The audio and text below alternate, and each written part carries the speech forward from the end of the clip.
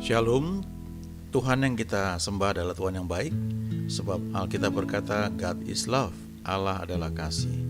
Dan Dia membuat segala sesuatu menjadi indah pada waktunya masing-masing. He makes all things beautiful in its time. Oleh karena itu kita bisa berkata bahwa God is good all the time. Anugerahnya lebih dari cukup buat kita semua. Ku ada sebagaimana ku ada, berdiri menghadap tatamu Bapa, semua karena anugerah-Mu yang telah selamatkanku. Ku hidup dalam segala kelimpahan, ku layak untuk melayani Tuhan, semua karena anugerah-Mu tercurah bagiku. Besar anugerah-Mu, berlimpah kasih-Mu,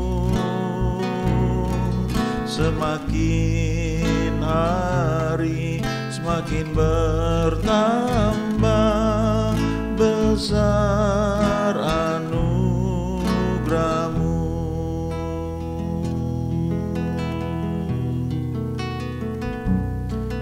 Ku ada sebagaimana ku ada, berdiri menghadap tatamu Bapa, semua karena anugerah-Mu yang telah selamatkanku. Ku hidup dalam segala kelimpahan, ku layak untuk melayani Tuhan, semua karena anugerah-Mu tercurah bagiku. Besar anugerah-Mu, berlimpah kasih-Mu, semakin hari semakin bertambah besar anugerah-Mu. Besar anugerah-Mu, berlimpah kasih-Mu, semakin hari semakin bertambah besar anugerah-Mu. Semakin hari semakin bertambah besar anugerah-Mu. Semakin hari semakin bertambah besar anugerah-Mu.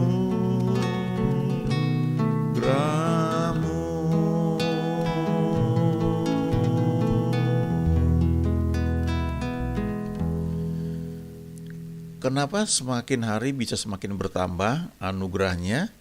Itu semata-mata karena kita semakin kenal Tuhan, ya. Di 2 Petrus 1 ayat 2 itu dikatakan anugerahnya itu semakin melimpahi kita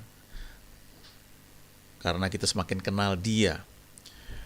Nah, Ada ayat penting tentang anugerah ya.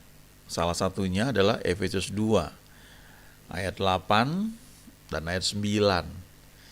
Ya, ayat 8 sebenarnya, tapi ayat 9 itu penjelasannya, lalu ayat 10 itu rangkaiannya yang perlu kita perhatikan. Coba kita lihat ya, Efesus 2 ayat 8, sebab karena kasih karunia kamu diselamatkan oleh iman. Itu bukan hasil usahamu, tetapi pemberian Allah. Itu bukan hasil pekerjaanmu, jangan ada orang yang memegahkan diri. Karena kita ini buatan Allah, diciptakan dalam Kristus Yesus untuk melakukan pekerjaan baik yang dipersiapkan Allah sebelumnya. Ia mau supaya kita hidup di dalamnya. Nah, coba kita fokus ke ayat 8 ya. Sebab karena kasih karunia kamu diselamatkan oleh iman, itu bukan hasil usahamu tetapi pemberian Allah. Ayat 9 itu penjelasan tambahannya yang mengatakan bahwa itu bukan hasil pekerjaanmu. Jangan ada orang yang memegahkan diri. Ya, jadi kita nggak bisa berkata ini karena saya ya, tapi itu karena anugerah Tuhan, karena pekerjaan Tuhan. Di Efesus 2 ayat 8 ini ada 3 kata penting dalam bahasa aslinya, bahasa Yunani. Dikatakan di sini sebab karena kasih karunia, dalam bahasa aslinya itu adalah charis, bahasa Yunaninya ya. Kamu diselamatkan, bahasa Yunaninya zozo, oleh iman, bahasa Yunaninya pistis. Jadi 3 kata ini, charis, zozo, dan pistis. Itu bukan hasil usahamu, tetapi pemberian Allah. Kata zozo itu diterjemahkan di berbagai bagian Alkitab itu. Ada yang diterjemahkan sebagai menyelamatkan atau diselamatkan, bentuk pasifnya. Lalu melepaskan, membebaskan, melindungi, menyembuhkan, menjaga, menyempurnakan. Jadi arti zozo ini ya bukan hanya menyelamatkan kita dari neraka, tapi juga dalam kehidupan kita di dunia ini. Ya, itu kata zozo. Kemudian kata charis itu artinya anugerah atau kasih karunia atau grace. Dan ini adalah pekerjaan Tuhan. Ini semata-mata anugerahnya ya, yang Dia berikan kepada kita. Kita nggak pantas sebenarnya, tapi Dia buat itu untuk kita. Tapi diperlukan iman ya, pistis bahasa aslinya itu.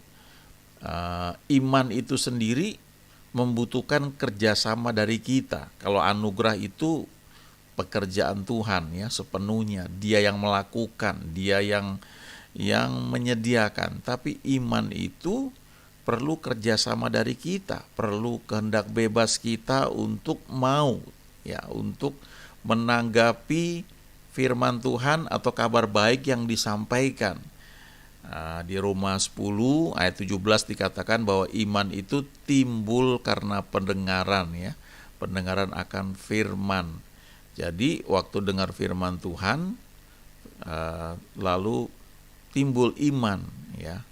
Kenapa bisa timbul iman? Karena waktu kita mendengarkan firman Tuhan itu, terus respon kita itu menentukan ya. Kita mau percaya apa enggak. Waktu kita mau percaya ya, ketika firman itu disampaikan, maka iman yang muncul itu akan mulai bermanifestasi, dalam arti berfungsi ya. Iman itu seperti tangan kita yang meraih tangan Tuhan. Nah, tangan Tuhannya itu anugerah, memberikan kepada kita apa yang kita perlukan, yang kita butuhkan. Lalu iman itu tangan kita yang menyambut uluran tangan Tuhan. Ya, di bagian lain dikatakan di kitab Roma, iman itu seperti pintu ya, jalan masuk, akses untuk masuk ke satu ruangan di mana banyak anugerah Tuhan yang tersedia.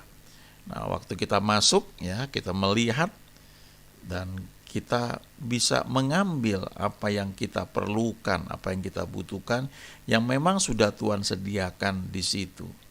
Jadi Efesus 2:8 ini kalau kita baca ya, bukan hanya anugerah atau kasih karunia atau charis itu lebih dari cukup memang Tuhan sediakan, tapi diperlukan iman dari kita ya untuk bisa mengambilnya. Nah, satu ketika di Perjanjian Lama ada cerita bagaimana tanah Samaria dikepung sehingga satu kepala keledai itu berharga 80 sikal dan seperempat kap kotoran merpati ya, itu dijual juga. Dan di tengah situasi seperti itu, Nabi Elisa dia berkata, besok kira-kira waktu seperti ini maka sesukat tepung ya jelai yang terbaik harganya akan sekian ya, akan turun. Nah, ketika itu disampaikan, itu firman Tuhan sebenarnya ya. Nah, waktu itu cuma diperlukan percaya saja ya. Kalaupun kan kalau kita baca konteksnya itu tidak diperlukan tindakan apa-apa, cuma percaya saja. Tapi ada satu orang yang gak percaya. Dan dia menentang, dia bilang, masa kan bisa terjadi kayak begitu? Sekalipun Tuhan membuka tingkap-tingkap langit, apa bisa terjadi? Lalu Nabi Elisa bilang, kamu akan melihat, tapi kamu gak akan menikmatinya. Jadi ketika besoknya itu terjadi, ya, kalau dibaca konteksnya itu kan Tuhan membuat musuh yang mengepung kota Samaria itu mendengar kabar-kabar yang menakutkan sehingga mereka lari begitu saja. Mereka tinggalkan semua perkemahan dengan makanan, minuman dan semua mereka tinggalkan begitu saja. Ajaib ya, kalau kita baca itu mengagumkan ya cara Tuhan bekerja. Lalu 4 orang kusta yang tinggal di luar kota karena peraturannya seperti itu, orang kusta nggak boleh campur sama orang sehat. Mereka mikir kalau di dalam kota terus ini nggak boleh masuk kota ya, mereka mau di mana? Sudah nyebrang aja lah ke tempat perkemahan musuh yang sedang mengepung itu. Sebab kalau mereka mau bunuh kita ya udah sekalian aja. Tapi begitu mereka sampai kosong kemah itu. Perkemahannya kosong dan mereka makan, minum, menikmati semuanya. Lalu mereka teriak ya kepada yang penjaga gerbang kota. Mereka bilang musuhnya udah nggak ada, musuh udah nggak ada. Awalnya nggak dipercaya, tapi ketika diperiksa betul memang sudah nggak ada. Pintu gerbang dibuka, langsung orang-orang yang sudah kelaparan itu keluar semuanya, menjarah ya, mengambil makanan, minuman semua yang tersedia di perkemahan yang sudah kosong itu. Dan orang yang gak percaya itu melihat itu, tapi karena dia di pintu gerbang, dia keinjak-injak sama orang-orang yang sedang kelaparan dan berusaha menjadi orang-orang pertama yang ngambil makanan minuman. Dia melihat, tapi dia tidak mengalami. Ya, dia mati terinjak-injak. Nah, ini contoh begitu bahwa anugerah itu diberikan, ya, tapi perlu respon kita untuk percaya. Ketika firman Tuhan berkata di surah Petrus, oleh bilur-bilurnya kamu sudah sembuh. Nah, itu diperlukan keputusan untuk percaya. Itu hal pertama. Ya, banyak orang bilang saya percaya tapi kok enggak terjadi. Karena memang seringkali kita berpikir firman Tuhan itu cukup di pikiran kita. Ya, itu awalnya sebenarnya. Kalau kita sedang merenungkan firman Tuhan, kita sedang memasukkan firman Tuhan itu ke dalam belief system ya, di pikiran kita, tapi juga masuk sampai ke kedalaman hati kita ya. Dan iman itu yang sejati munculnya memang dari dalam ya, dari hati. Ketika Tuhan berbicara ya, bukan di pikiran kita mereka-reka lalu kita klaim A, B, C dan sebagainya ya. Ini mirip sama seperti kalau kita belajar manajemen ya, di ada kita membangun satu perusahaan ya, maka di perusahaan atau organisasi itu ya, selain ada anggarannya, anggaran rumah tangganya ya, anggaran dasar rumah tangga ADRT dan sebagainya, tapi ada beberapa hal yang penting, yaitu membuat visi ya, visi organisasi atau perusahaan itu, dan itu bisa dipelajari ya, visi lalu misinya apa ya, dan kemudian baru dibuat beberapa langkah-langkah untuk mencapai visi misi tersebut ya. Dan di berbagai perusahaan itu ya beda-beda. Mereka akan membuat satu kredo atau logo gitu ya. Di beberapa gereja juga buat seperti itu ya. Misalnya successful families, ya victorious families dan sebagainya. Nah, kalau bicara soal pelayanan ya, maka itu lebih detail ya, bukan sekedar kita membangun satu visi misi dari satu pelayanan. Itu bagus ya, tidak salah. Tapi yang langgeng itu adalah ketika kita berdoa dan Tuhan bicara kepada kita, itu muncul dari kedalaman hati kita. Nah, itu yang dikatakan visi yang dari Tuhan ya. Itu akan teruji dengan waktu, tidak gampang kita lepaskan begitu saja, dan itu menjadi bagian ya kehidupan kita. Kalau di perusahaan ya, misalnya kita pindah kerja, maka di perusahaan yang baru ada visi yang baru yang kita dapat atau kita buat lagi ya. Kemudian kita mungkin pindah ke tempat lain, kita bisa buat visi baru lagi. Tapi dalam pelayanan itu dari Tuhan, maka itu sesuatu yang melekat ya dalam hidup kita, dan itu teruji ya dengan waktu. Nah, iman seperti itu juga ya. Kadang-kadang kita berkata, saya percaya, saya punya iman, tapi itu mungkin masih di pikiran kita ya. Itu belum masuk sampai ke kedalaman hati kita. Nah, sebenarnya juga kalau kita pelajari, salah satu buah roh itu dalam bahasa Inggris itu ya iman ya. Jadi memang itu muncul dari Tuhan sebenarnya.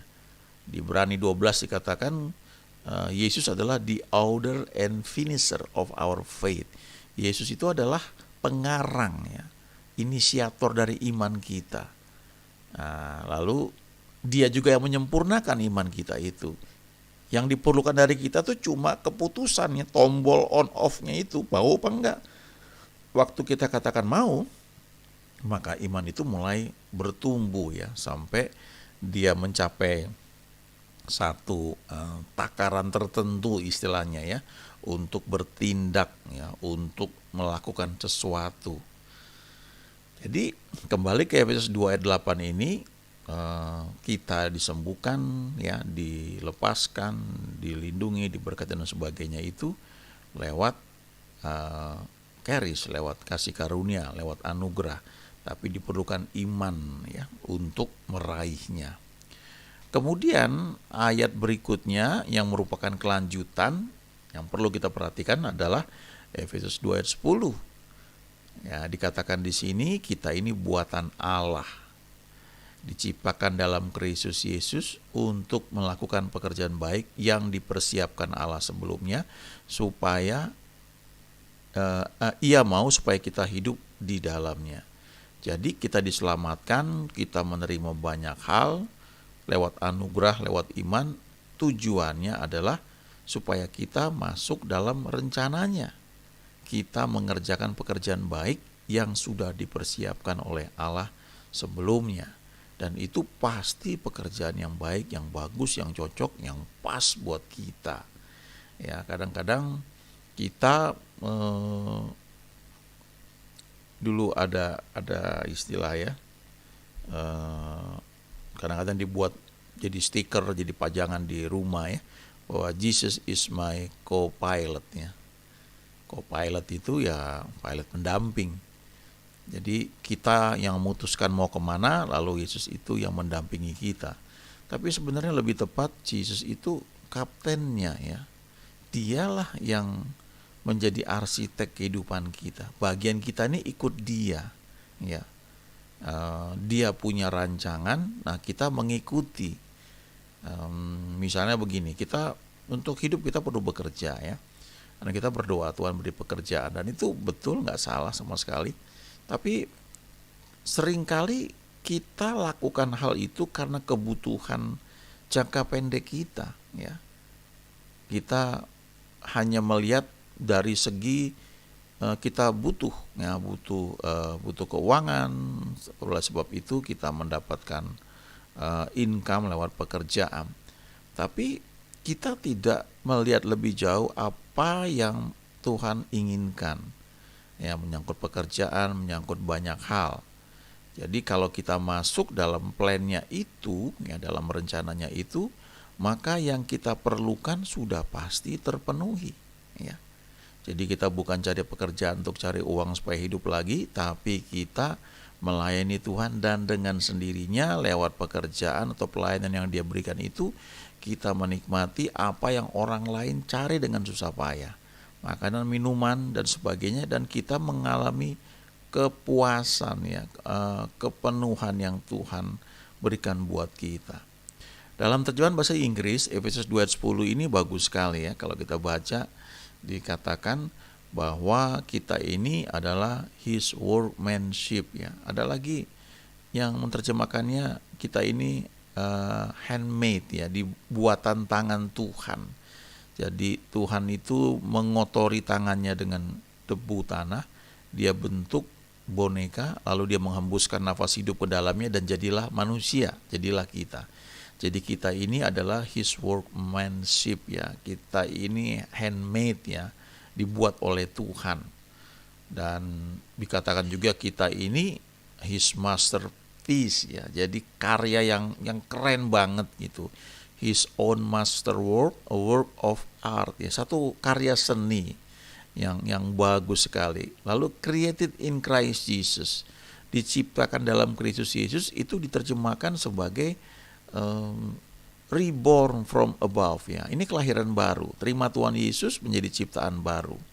Ini seperti yang Yesus katakan kepada Nikodemus di Yohanes 3. Kamu harus dilahirkan kembali. Bukan secara fisik, tapi rohnya, ya. Spiritually transform, diubahkan secara rohani, renew, diperbarui. Terjemahan lain bilang recreated in Christ Jesus, dicipta ulang di dalam Kristus Yesus. Ready to be used for good works, disiapkan untuk pekerjaan-pekerjaan baik. Bukannya satu, ya, banyak pekerjaan baik yang sudah Allah siapkan sebelumnya bagi kita, ya. So that we would walk in them, ya, supaya kita bisa berjalan di dalamnya. Lalu dikatakan living the good life, ya, which He prearranged and made ready for us, ya, menghidupi kehidupan yang baik. Jadi yang Tuhan rancangkan itu memang yang baik, yang pasti yang baik. Cuma diperlukan hati yang menurut saja untuk bisa mengikuti rencananya. Nah, jadi ada dua hal yang diperlukan ini untuk bisa menikmati zozo, ya, untuk bisa diselamatkan, untuk bisa diberkati, disembuhkan, dan sebagainya. Diperlukan grace and faith, ya, anugerah dan iman. Di Yohanes 1 ayat 16 sampai 17 mengatakan, karena dari kepenuhan Yesus, kita semua telah menerima kasih karunia demi kasih karunia. Jadi sudah diberikan itu, ya.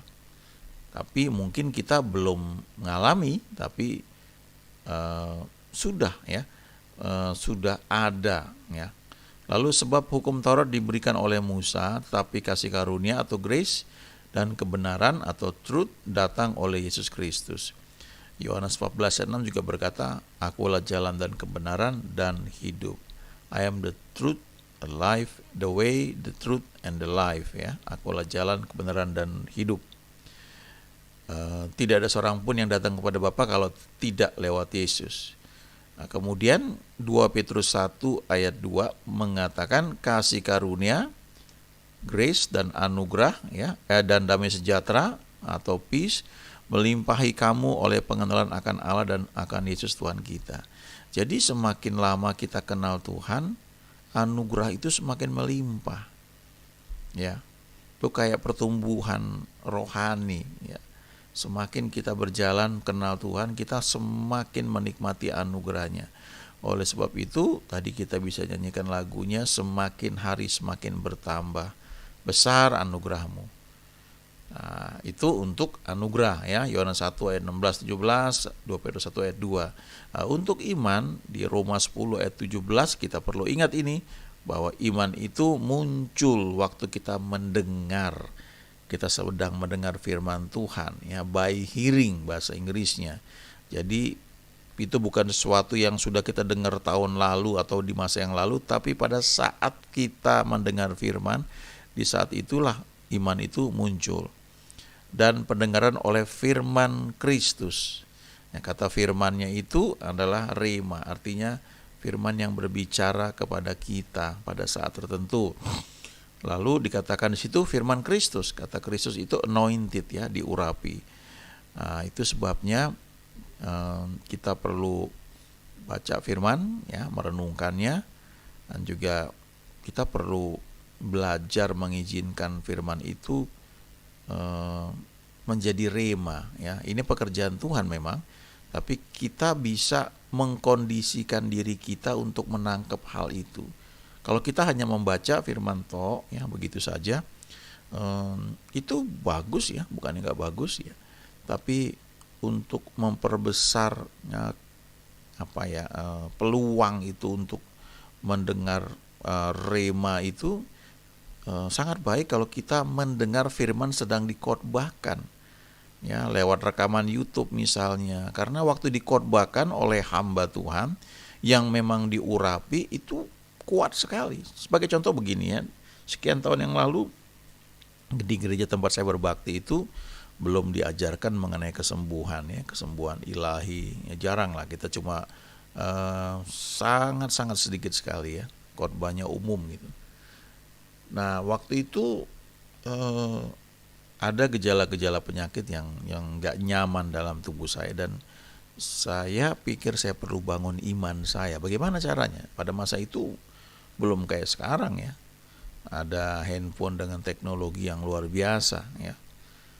Nah, saya mengkhususkan, ya, setiap sebulan mungkin 2-3 kali atau setiap minggu itu datang di satu kebaktian di mana setiap minggu orang datang di ibadah itu cukup banyak, ya, bisa muat 1.000 orang gedungnya kali, dan selalu dikhotbahkan tentang kesembuhan, ya.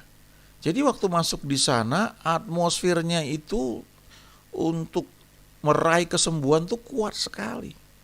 Jadi istilahnya kita yang datang kita ketularan. Nah, sebaliknya pada masa itu kalau saya datang di gereja tempat saya berbakti, ya, firmannya bagus tapi bukan kesembuhan, ya. Paling ujung-ujungnya ya terserah Tuhan, ya. Mau kita sembuh apa enggak kita berserah, ya. Nah, kalau kita belajar firman Tuhan ternyata kesembuhan itu Tuhan berikan, ya. Nah, jadi kadang-kadang perlu datang di satu tempat, ya, memang firman itu tentang kesembuhan. Di situ atmosfer healing kuat sekali. Jadi kepercayaan kita naik dengan tinggi sekali bahwa Tuhan mau kita sembuh.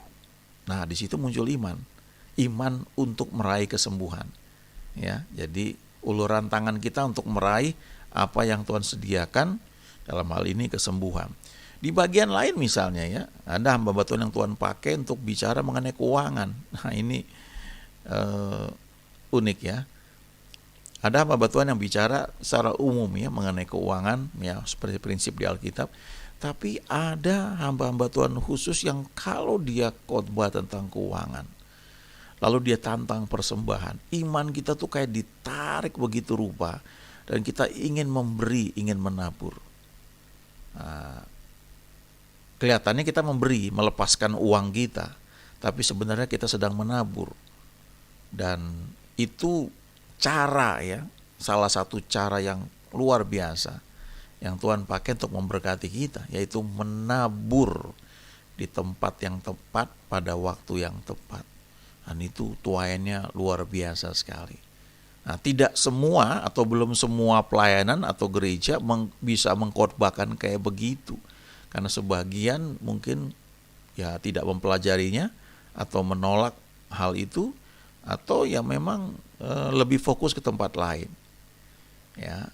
Ini hamba Tuhan ada yang ketika dia khotbah mengenai keuangan, dia ada di tempat yang katanya negara yang miskin, tapi persembahan itu bisa sampai berkarung-karung, ya, orang berlomba-lomba memberi, dan kemudian yang memberi itu mendapatkan terobosan dalam keuangannya. Jadi kalau kita hadir di tempat seperti itu, iman kita itu untuk menabur ditantang bertumbuh, ya, dengan kuat sekali. Tapi perlu respon kita, mau percaya apa enggak. Sebagian orang menolak, sebagian orang merasa ini tujuannya buat numpulin uang aja. Nah, ketika menolak ya nggak jadi, nggak dapat imannya untuk meraih berkat yang memang Tuhan sediakan ya. Jadi kita harus pandai-pandai itu untuk melihat ya bagaimana kita boleh bergaul dengan Tuhan lewat lingkungan, lewat atmosfer tertentu, dan kita bisa bertumbuh dalam iman kita untuk meraih anugerah, semua anugerah yang Tuhan sediakan bagi kita.